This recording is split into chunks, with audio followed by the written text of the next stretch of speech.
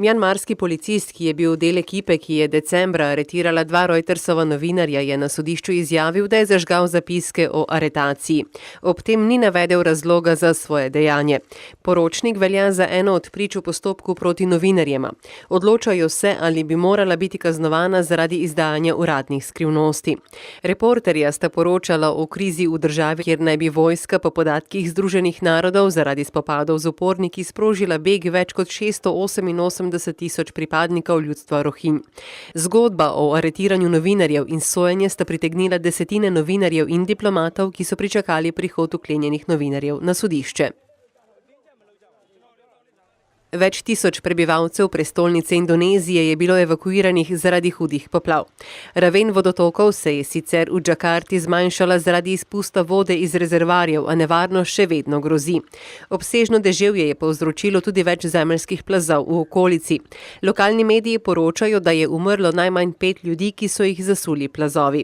Sicer pa se mestne oblasti že več let trudijo popraviti ranljivost mesta in okolice, ki sta v deževnem obdobju vedno lahki tarči dvignjenih vodotokov.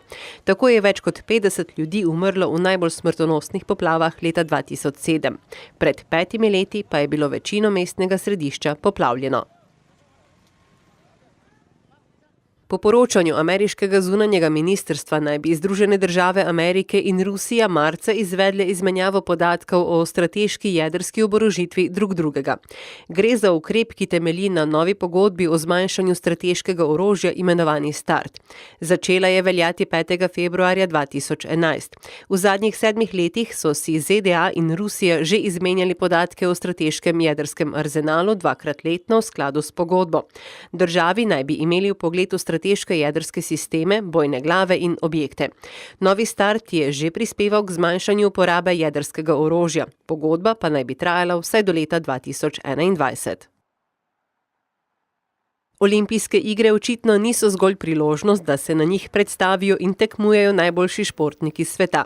Privabljajo tudi gospodarske in politične aktivnosti več držav, hkrati pa pozornost medijev želijo pritegniti nase tudi razni aktivisti. Tako je danes tudi aktivistka za živalske pravice skupine PETA obiskala olimpijce v Pjongčangu in oblečena zgolj v bikinke opozarjala, da naj prenehajo nositi krzno.